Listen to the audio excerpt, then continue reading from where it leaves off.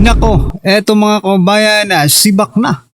Wala nang takas si Flavio, nasampulan na.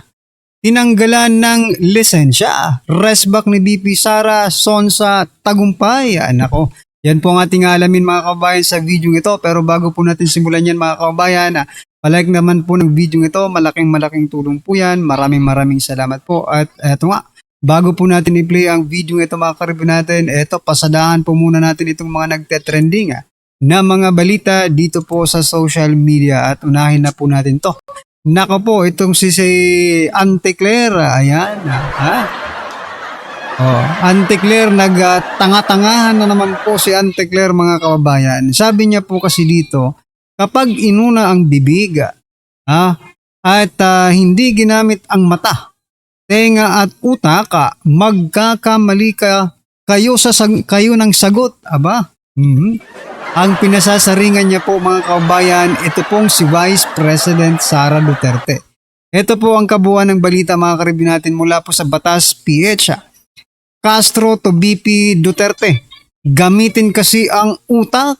Naku po Palace Press Officer Attorney Claire Castro reminded Vice President Sara Duterte to use her brain, when making public statements. Parang ikaw ang hindi naggumagamit ng utak pag nagsasalita ka, di ba?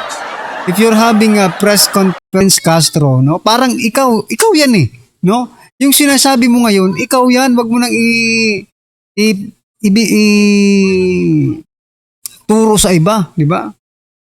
Sabi mo lang, ako si Attorney Claire Castro Yosek, no? Castro ay kailangan kong gamitin ng aking utak sa pagsasalita sapagkat ako ay, di ba? Palaging fake news, di ba? Ito pa po, masasabi pa po ni Castro dito. Castro made the remark after Duterte criticized President Ferdinand Bongbong Marcos Jr. Over what she described as shortcomings in delivering genuine public service and anomalies in the use of public funds, di ba? Unahin po natin yung genuine public service, yung delivery po ng mga speech, no? Alam nyo, may isa pong video, mga kababayan, na kumakalat ngayon sa social media wherein mayroon pong tumulong likido, sa ilong po ng ating Pangulo, di ba? Kung hindi po alam ni Castro, ang tawag po dyan ay sipon. Tama po ba yun? Magsasalita ka po sa United Nations, di ba? Sa New York yun nangyari mga kababayan. Tumulo po yung sipon. So anong gusto mong sabihin ni BP Sara? Ipagmalaki na tumulo ang sipon ng ating Pangulo sa kanyang pagsasalita, sa gitna ng kanyang pagsasalita. Diba? Malamang. Ito pong naging komento ng ating mga kababayan. Sabi po dito ni Fe, the acidity of Madam Claire. No? Sabi po dito ni Jen Lee, Ridon, Cookie Boy version, Claire Castro, Cookie Girl version. Ayan. Para magkamukha sila, di ba? Sabi po ni Joseph, in reality, that is true. Kasi sometimes it happened to me. And to others, good common sense is a good quality of life. Ayan. Referring to herself, yan ang sinasabi ko. Palakpakan po natin si Jay Medina. Sabi niya po, si Castro po ay nagre-refer po sa kanyang sarili. Tinutukoy po ni Castro ang kanyang sarili dito po sa kanyang statement na ito. Pero ano po ang inyong opinion dyan mga kabayan? Just comment down below at syempre, no, bago po kasi natin i-play yung ating video, no, papasadahan muli, no, natin yung vlogger na taga Mindanao, no, yung isang political vlogger ng Mindanao na gustong makipagdebate kay Vice President Sara Duterte. Sinuplak ni Senator Robin Padilla. Ito po mga kabayan, no, mula po sa ang balita ngayon, sabi po dito ni Lovely Granada, ito po yung gustong makipagdebate kay Vice President Sara Duterte. At sinagot naman po siya ni Senator Robin Padilla, no? tama talaga yung sinabi ko kanina eh. No, ito po. Sabi po dito ni Senator Robin Padilla, debate.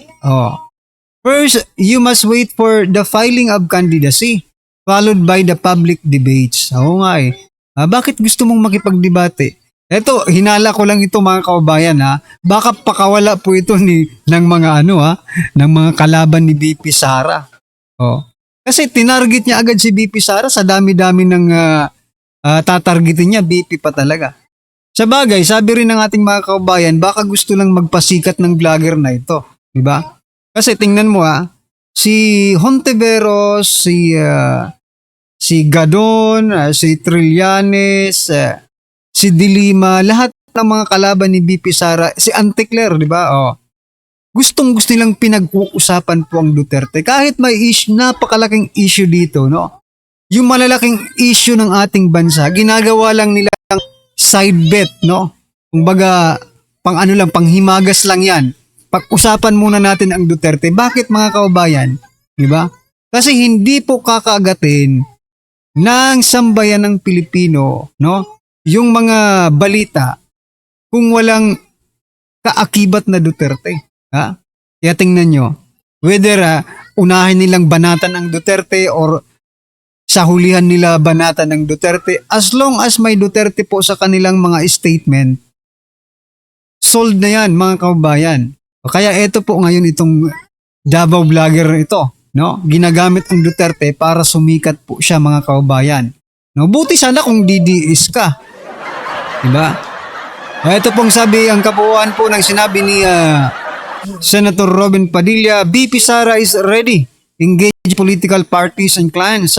It would be unfair to them if you were to jump the line. Wag mo munang pangunahan. Ikaw naman talaga, Lovely Granada. Granada pa talagang apelyido nito mga kababayan. Kaano-ano kaya ito ni Isabel Granada? Ang layo naman ng mukha. Napakaganda po ni Isabel mga kababayan. Okay?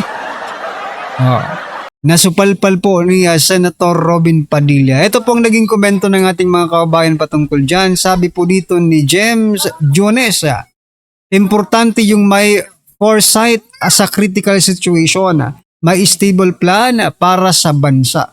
Oo nga, nandyan na tayo. Pero it is not the proper time to talk about debate for presidential purposes, di ba? Presidential election purposes, no? Kasi wala pa naman ang 2020, no? Ito nga, kung yan, ito sabi, for the sake of argument, para dito po kay James Jones,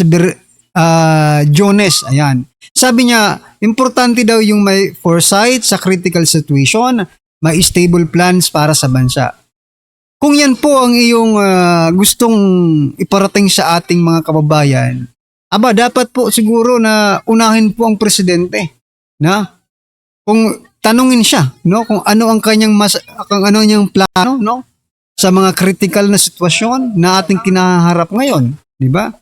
At saka dito po kung para po sa sabi stable plan, di ba? Kung may plano ba talaga sila? Ang plano yata nila mangurakot lang sa ating bansa, mga kababayan, no? Anyway, ano po ang masasabi dyan mga kababayan? Pero ito, last na po nating babasahin itong komento ni Nora. Sabi po dito, tama naman si Senator Robin Padilla. Sayang ang oras para pagtuunan pa siya ng oras. Sino ba siya? Oo nga, sino ka ba talaga? Hindi na mga bata para daanin sa debate para di makatulong sa ating bansa. Na patuloy na tumataas ang mga bilihin, higit pa doon yung gasolina. Bagsak na ang ekonomiya, ang dapat pagtuunan ng pansin.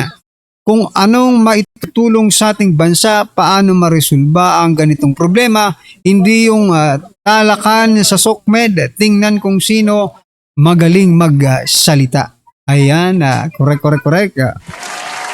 Anyway, ano po ang inyong opinion dyan mga kababayan? Just comment down below. At eto, pasadahan na po natin itong video ito patungkol po kay Father Plabe. Talaga, eto mga kababayan, pasok ka. Ito ang balita ngayon, trending at pinag-uusapan ngayon sa mundo ng social media. Ang di umano'y balitang matapos sila nakisawsaw sa usaping politika at isa di umano sa nanguna sa impeachment complaint laban kay Vice President Sara Duterte. Tila ang karma sa kanya yung mahagupit na rin.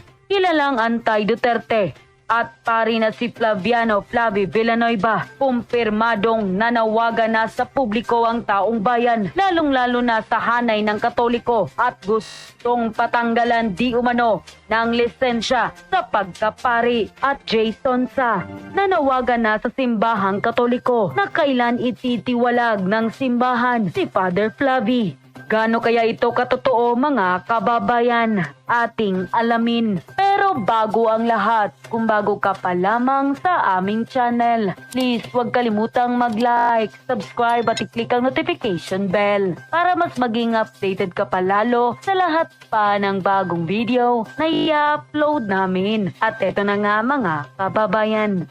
Kailan ititiwalag ng simbahan si Father Flavi? Naglabas ng matinding pahayag ang broadcaster na si Jason Sa laban kay Father Flaviano Flavi Villanueva, SPD, matapos sa mga naging kontrobersiya at pahayag na kinasasangkutan ng pari sa mga usaping panlipunan at politika. Sa isang post sa social media, tahasang kwestiyon ni Sonsa kung bakit hindi pa umano kumikilos ang Roman Catholic Church upang disiplinahin o itiwalag ang pari. When will the Roman Catholic Church expel the self-confessed Draad subvert and disgrace Flaviano Villanueva, SPD? Kailan ititiwalag ng simbahang Katoliko Romano ang aminadong lulong sa at kayahiyang pari na si Flaviano Villanueva, SPD? Dagdag pa niya, umano'y nakapagdudulot ng kahiyan sa simbahan ang presensya ni Villanueva bilang pari. He is not only a disgrace to Roman Catholic Church but a menace to a lay Catholic. Hindi lamang siya kahiyan sa simbahang Katoliko, kundi isang panganib din sa mga karaniwang Katolikong mananampalataya. Sa parehong pahayag, sinabi rin ni Sonsa na bilang isang Katolikong lumaki at nag-aral sa loob ng simbahan, hindi umano niya maisip na patuloy na nakakapagmisa ang pari sa harap ng mga mananampalataya. As a born, baptized, bred, and educated Catholic, I cannot imagine him celebrating the Holy Mass in front of a young and innocent churchgoers. Bilang isang ipinanganak at bininyagang lumaki at nag-aral ng Katoliko, hindi ko maisip na siya ay patuloy na nagdiriwang ng banal na misa sa harap ng mga kabataan at inosenteng nagsisimba. Binanggit din ni Sonsa ang kanyang reaksyon sa naging pagdalo ni Villanueva sa Kongreso kung saan nagdaos umano ito ng misa sa gitna ng mga mambabatas. Napalampas ko yung nagmisa siya sa Kongreso kasama mga buaya at misahan nila yung binasurang impeachment ng Korte Suprema laban sa O okay lang naman yan mga kababayan kung sa kongreso lang siya palagi magmimisa, di ba? Oh. Kasi mga congressman naman yan eh. Oh. Pare-parehas po lang ng kulay sila. Pero ang masama lang nito kung eto, di ba? Mga bata sumisimba tapos si Father Flavi ang anong tawag diyan, di ba? Siya magsasalita. Oh. Di ba mas nakakahiya 'yun mga kababayan? Baka imbis na walang idea yung mga bata patungkol po sa gamit ng ipinagbabawal na droga, di ba? Pag nakita po nila si Father, ay Father, ikaw pala yun. Oh, nagka-idea tuloy sila na, bakit kaya sinubukan ni Father yun? No? Subukan kaya natin. Total, si Father nga sinubukan eh. Di ba? See the logic mga kababayan, dapat talaga hindi na ito, sibakin na po ito eh. Ha? Opong Vice Presidente ng bansa. Sa ngayon, wala pang opisyal na pahayag ang congregation o ang pamunuan ng simbahang Katoliko hinggil sa panawagan ni Sonsa. Gayunman, patuloy na umiikot sa social media ang naturang pahayag at nagiging bahagi ng mas malawak na diskusyon ng publiko tungkol sa papel ng mga religious leaders sa mga usaping panlipunan at politika sa bansa. Yung pare na nakasuot pare pa kanina, yung Father Flaviano Villanueva ng SVD. Anong nangyari sa iyo, padre? Doon sa trilyong pisong nakawan, hindi ka galit? Sa gawa-gawa, kaso at piso laban kay BP Inday, naggagalit-galitan ka? Tama yung sinabi ng iyong patron. Mahiya ka naman, ikaw ang dapat tamaan nun. Wala ka na sa ayos. And I have the right to speak dahil ako po ay bahagi ng komunidad ng Katoliko. At nagsuot pari ka pa, so may karapatan akong pumuna din sa'yo. Dahil ipokrito yung iyong pag-aakto kanina, na galit ka sa korupsyon, sinabi na ng COA na wala nga. Yung notice of disallowance is not equivalent to malversation. Yung notice of disallowance, ibig sabihin lamang kulang ka pa sa documentation. Ano ho ang ginawa ng tanggapan ng pangalawang Pangulo? Di kinumpleto. Normal po iyan sa lahat ng tanggapan hanggang barangay level. Father Flavie Villanueva, ang pagbebenta ng drugs ay hindi pang drug addict, kundi pangtawid sa kahirapan. Diyos mo, Lord, paano bahala sa mundo? Tingnan ito. So yan po mga kababayan, ipinapakilala lang po natin ang totoong kulay, ang totoong kulo, no, ni Father Flavie Villanueva, diba? So kung kilala niyo na po siya, siya po ang nagsasalita kapag kayo ay sisimba nako, por Diyos, por Santos, iwasan niyo na lang muna. Baka, diba? Kaya nga yung sabi ko kanina, imbis na wala ka idea itong mga musmus, walang muwang pa sa mundo, na mga bata na sumisimba, diba? Ay nako, baka magkaroon po sila ng kaalaman patungkol po sa ipinagbabawal, di ba? Pag nakita nila si Father Flavie Villanueva. Kasi curiosity, no, is parang natural na lang po sa atin ang curiosity, mga kababayan. Paano kung ma-curious po sila at gawin yung ginawa ni Father Flavie, di ba? Kasi father ka you're supposed to be a model, no? You're supposed to be a model. Ngayon, kung gayahin ka nila, dahil ginawa mo naman, di ba? At sabihin nila, pwede pa naman magbago, di ba? O ito, subukan natin kasi si father nga nagbago Kaya tayo, pwede rin tayong magbago. Nalintik na, mga kababayan. Di ba? Kaya dapat tanggalin na po ito Tanggalin na po. Kung pwede lang, mga kababayan. Anyway, ano pong inyong opinion, reaction patungkol po dito mga karibin natin? Just comment down below at syempre, don't forget to like and share the video. Maraming salamat po.